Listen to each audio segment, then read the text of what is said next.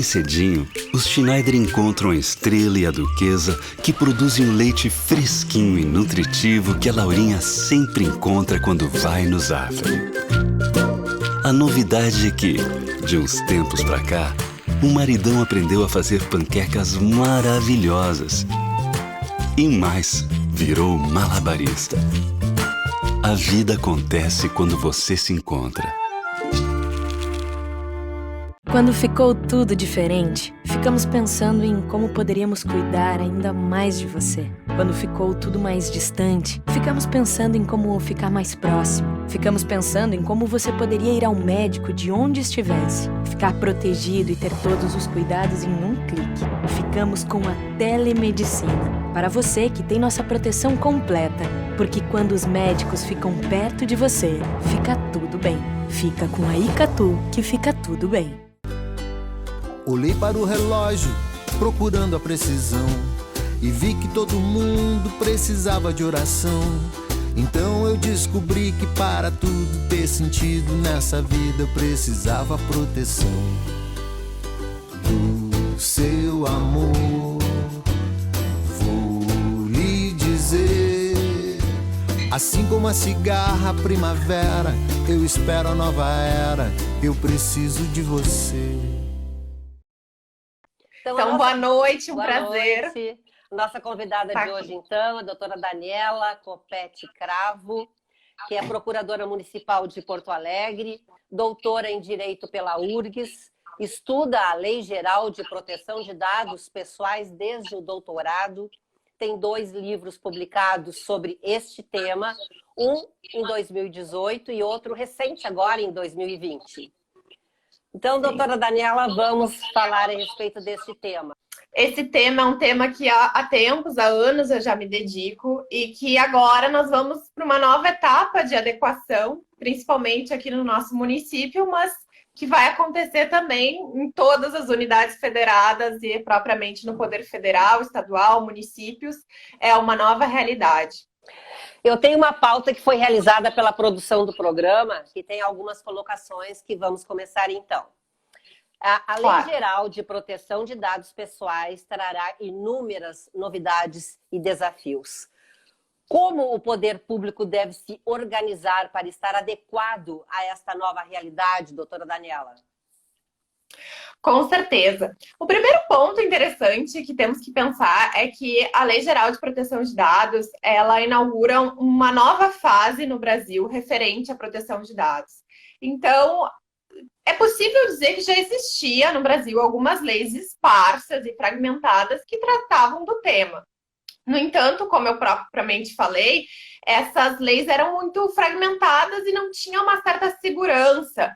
Ainda mais se considerarmos essa realidade tecnológica em que o dado, às vezes, ele é coletado numa relação de consumo, numa relação privada, e depois tem o compartilhamento em várias outras esferas privadas, públicas, e às vezes essa fragmentação e essa setorização das leis acabava impedindo uma tutela efetiva.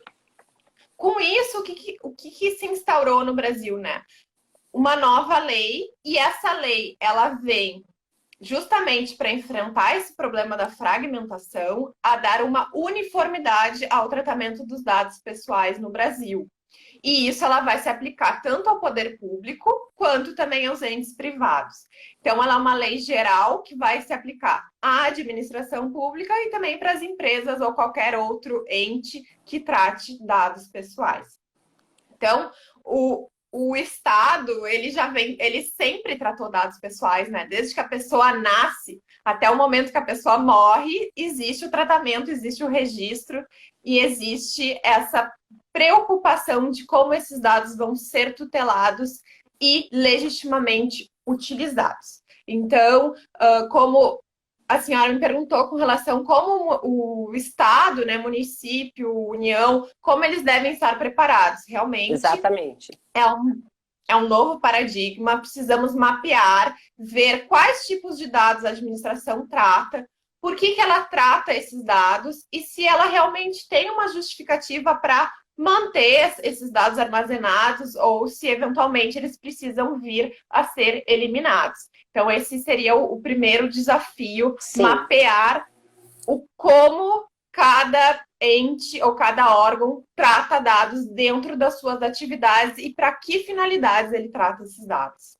Tá. E qual a importância dessa lei que afeta diferentes setores e serviços? A importância dessa lei é que ela é uma lei contemporânea. Então, ela vem adequada a essa nova realidade tecnológica. Estamos aqui hoje usando uma plataforma digital para nos comunicarmos, para transmitir esse conhecimento, mas isso gera também o tratamento de dados, isso gera acesso, compartilhamento. Então, a gente vive uma nova realidade em que tudo é digital, a nossa vida cada vez mais, isso vem até ser uma evolução constante de digitalização. E a própria utilização dessas ferramentas, elas têm como insumo básico os dados. E a partir do momento, então, que eu tenho esse dado, eu consigo, a partir do momento que eu acumulo esses dados e começo a utilizar eles de várias formas, eu consigo obter muitas informações relevantes sobre as pessoas. Então, pode ser que num primeiro momento eu olhe aquele dado e isso pareça algo irrelevante. Por exemplo, um cadastro.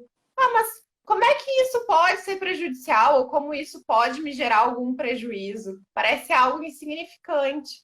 Mas, a partir dessas tecnologias e o cruzamento desses dados, é possível chegar até um quadro total da personalidade de uma pessoa. Então, dados meramente cadastrais, ou como existiam nas listas antigamente, que parecem super irrelevantes, nessas novas tecnologias a gente consegue descobrir muitas coisas.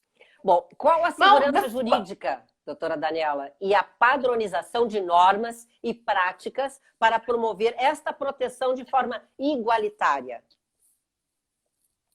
Exatamente, como eu te falei, nessa nova realidade, às vezes a gente tem um dado que é originário de uma relação e depois ele é compartilhado, ele é utilizado de forma secundária em uma nova esfera da nossa vida. Então, os titulares dos dados, que são os indivíduos, as pessoas naturais, elas têm várias facetas desenvolvidas. Então, ela é estudante, ela é um profissional, ela tem uma relação trabalhista, ela é consumidora, ela é cidadã administrada frente ao Estado. E se nós tivéssemos leis diferentes para cada uma dessas relações que tratassem sobre os dados em cada uma dessas diferentes esferas, como paciente numa relação médico, de saúde, acabaria tendo, talvez, a tutela não fosse tão efetiva quanto ela vai ser se a gente der um tratamento único e unitário a partir dessa legislação.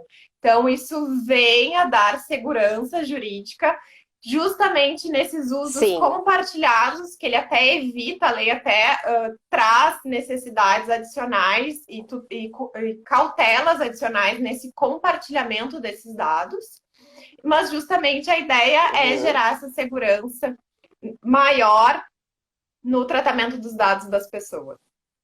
É necessário consentimento do cidadão para que os dados pessoais possam ser tratados? Então, como eu estava falando, a partir da entrada em vigor dessa nova lei, qualquer uso do dado ou qualquer tratamento do dado, amplamente falando, ele precisa ter uma justificativa legal. Então, ele vai ter que se enquadrar em alguma daquelas hipóteses que são trazidas na lei. E uma dessas hipóteses é o próprio consentimento. Então, para eu poder tratar os dados, eu preciso ter o consentimento. Isso é uma das hipóteses, mas existem outras hipóteses. Então, por exemplo, além do consentimento, eu posso tratar um dado para cumprir uma obrigação legal. Ou eu posso tratar um dado para fins de políticas públicas. Então, geralmente, o poder público, quando ele for tratar dados, ele vai estar pautando na execução de uma obrigação legal ou até mesmo constitucional, que o Estado, né, tem vários deveres que ele precisa cumprir frente ao administrado, e para isso ele vai precisar utilizar os dados para prestar serviços melhores para a população. Então, ele pode se pautar no exercício de uma obrigação legal, como também ele pode se pautar na execução de uma política pública. Isso pode ser uma das bases legais que justifica aquele tratamento de dado, e nesses casos, o Estado não precisará ter o consentimento para tratar o dado. Claro que isso não impede que ele tenha vários outros ônus e várias outras cautelas e salvaguardas que ele vai ter que implementar quando ele for tratar esse dado. Mas não necessariamente ele vai utilizar o consentimento. E isso aqui é uma diferença entre as empresas e os entes privados, que justamente, na maioria dos casos, eles vão se pautar no consentimento, e já o poder público não. Ele vai utilizar outras justificativas para tratar esses dados pessoais, que nem sempre acaba sendo consentimento no âmbito da administração pública. Na maioria dos casos, não vai ser o consentimento. Doutora Daniela, na sua avaliação, a Lei Geral de Proteção de Dados Pessoais, aí já diz, né? Proteção, ela vem realmente para cumprir, não é, este objetivo, proteger os direitos fundamentais de liberdade e privacidade de cada indivíduo? Com certeza, essa é justamente a ideia da lei, e que vem a suprir uma lacuna, porque a gente já tinha essa necessidade, os mecanismos que a gente tinha até essa data não eram suficientes ainda para proteger as pessoas nos seus direitos mais fundamentais, elas ainda não eram tão eficazes, justamente por essas modificações que nós tivemos na nossa sociedade. Sim. Então, como eu falei, antigamente, antes de nós termos todas essas tecnologias, talvez os dados não parecessem ser tão importantes ou merecedores de eventual proteção mais efetiva. Porque justamente a gente não tinha esse poder computacional de cruzar os dados, de fazer uma... Hoje em dia, meros fragmentos, eles podem, quando trabalhados, né, em cima desses fragmentos, tu consegue descobrir várias aspectos da personalidade de cada um de nós. Então, a proteção de dados, ela é muito mais do que a proteção do mero dado, ela visa a proteger os direitos de personalidade, para que nós possamos exercer todos esses direitos sem que nós sejamos induzidos ou conduzidos a adotar um certo padrão que não é propício ao livre desenvolvimento. Então, a partir do momento que eu estou sendo induzida, estimulada a certos comportamentos, o exercício da minha personalidade ele não é mais livre. E aí compromete o próprio desenvolvimento da pessoa, o valor da pessoa. Então, essa é justamente a proposta. Quanto ao setor público, como essa lei será aplicada? Pois é. Com relação ao setor público, nós temos um capítulo específico na Lei Geral de Proteção de Dados que traz normas específicas para o poder público, justamente por as peculiaridades que eu falei para vocês. O poder público não vai se pautar no consentimento. Em geral, as bases legais para tratar os dados não serão com relação ao consentimento, vão ser para políticas públicas, execução de obrigação legal. E o poder público ele tem outras peculiaridades. Por quê? Porque ao mesmo tempo que ele vai ter que proteger a proteção dos dados, ele também vai ter que cuidar o princípio da transparência. Exato. Então, como é que ele vai sopesar transparência e ao mesmo tempo proteção de dados? Ou, por outro lado, como é que eu vou proporcionar eficiência, que está lá no rol do artigo 37 da Constituição Federal? Como eu vou garantir eficiência ao mesmo tempo que eu tenho esse dever de proteção de dados? E aqui eu vou dar um exemplo. Existem vários serviços que o poder público disponibiliza e que a gente, às vezes, tem que trazer milhões de documentos, sendo que talvez se tivesse um sistema conectado de dados, poderia esses dados ser automaticamente transferidos. Isso gera valor para o cidadão. Hoje em dia a gente fala, né, de um governo digital, com serviços mais fáceis, digitalizados. Mas e como é que funciona a oferta desses serviços digitais, ao mesmo tempo promovendo a proteção de dados? Então, imaginem a dificuldade para o poder público, que desde sempre trata dados, desde que o Estado, né, se desenvolve suas atividades, ele precisa tratar os dados, ele registra os nomes, sobrenomes, nascimento, morte, enfim. Como ele vai fazer uma proteção efetiva, até para evitar o mau uso e qualquer tipo de censura ou vigilância do cidadão, que também é ruim. Mas, por outro lado, como é que ele vai evoluir num serviço digital sem, ao mesmo tempo, né, vulnerar outros princípios e colocar em risco a própria proteção da pessoa. Então, nós teremos todas essas dificuldades. Essa lei já tem uma data para ela começar a entrar em vigor? Nossa, essa é uma das perguntas mais difíceis, mais complicadas, porque nós tivemos semana passada uma surpresa. A gente achava que ela ia ser prorrogada mais uma vez, porque nós já estamos esperando há muito tempo essa legislação. Só para contar um detalhe, se vocês forem comparar a realidade do Brasil com outros países da América Latina, o Brasil é considerado um país muito atrasado.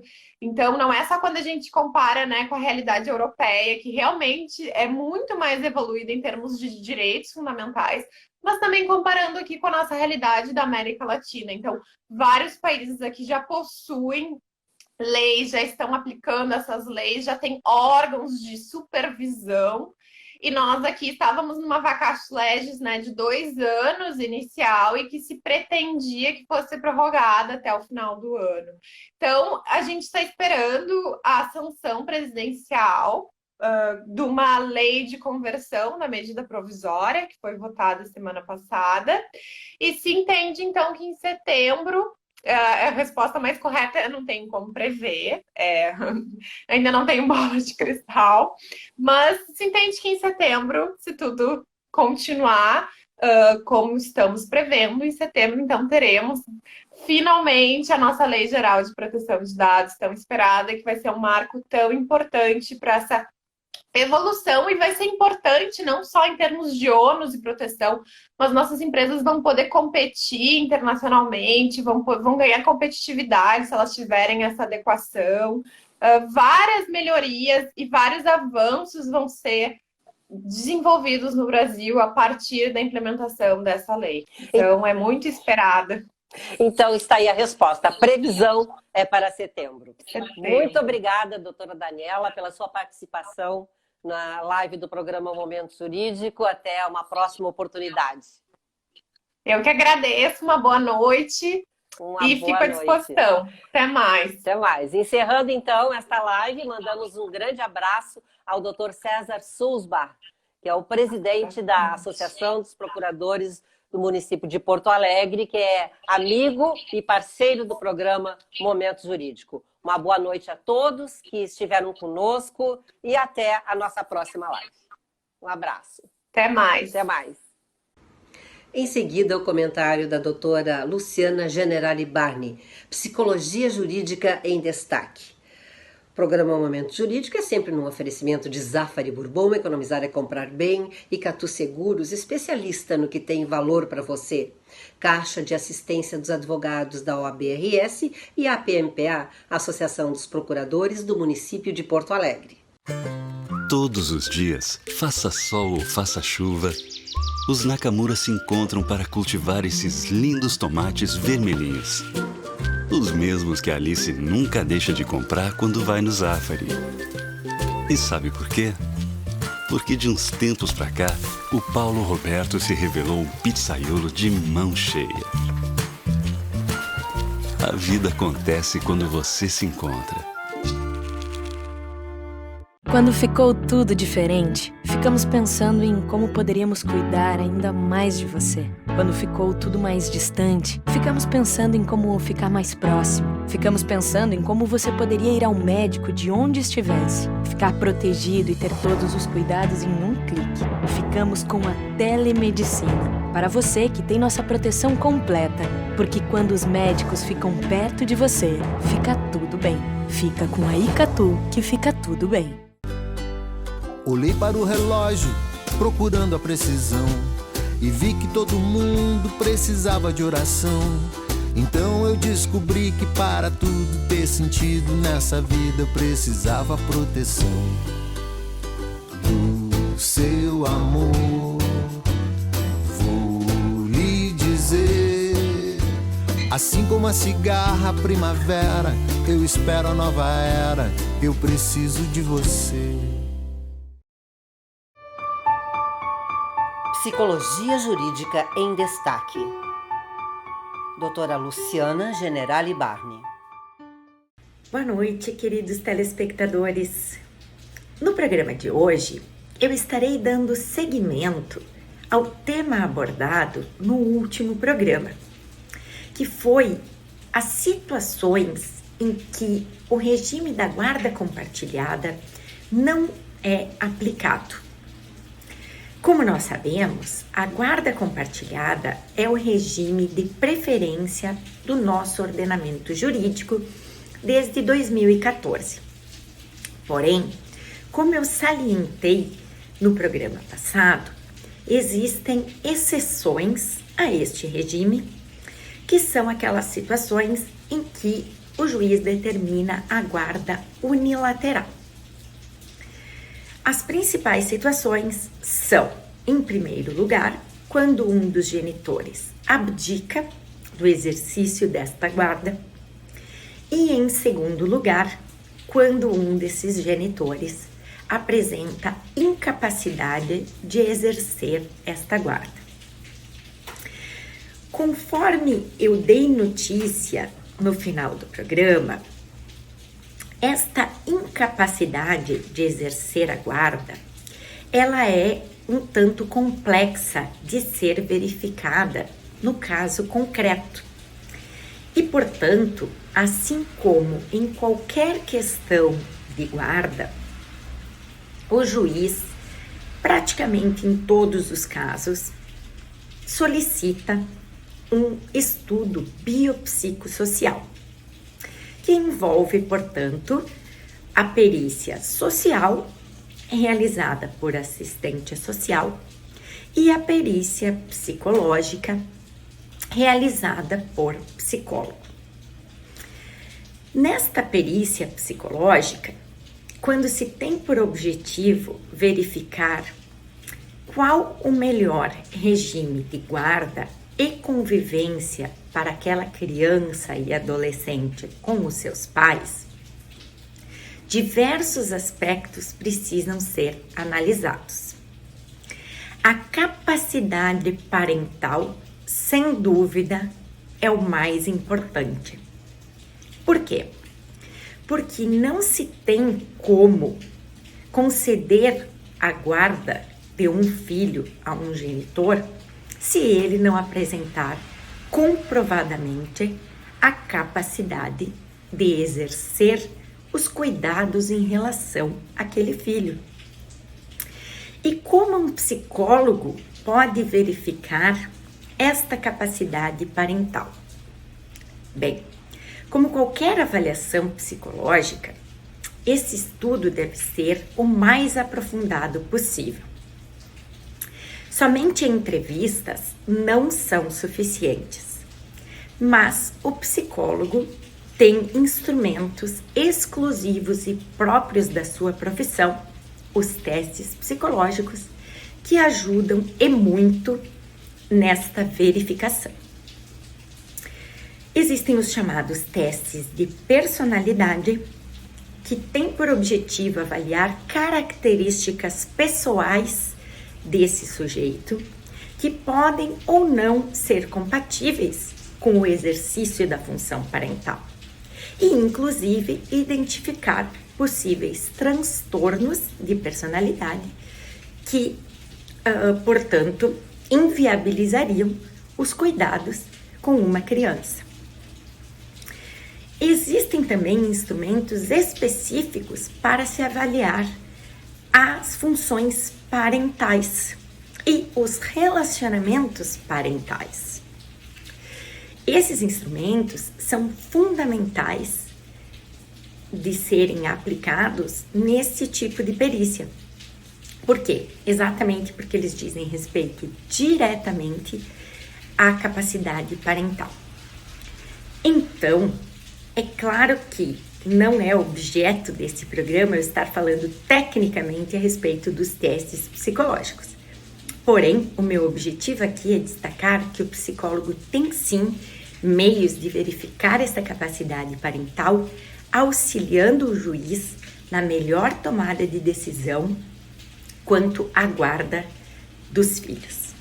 E, caso você esteja passando por um processo de divórcio com filhos, busque o auxílio de um assistente técnico, porque a perícia é decisiva nesses casos. Siga a minha conta no Instagram e tire lá as suas dúvidas. Agradeço pela sua atenção. Até o próximo programa. O talento da família Silveira sempre foi produzir as melhores maçãs da região. As mesmas que o Fernandinho escolhe com carinho quando vai no Zafari.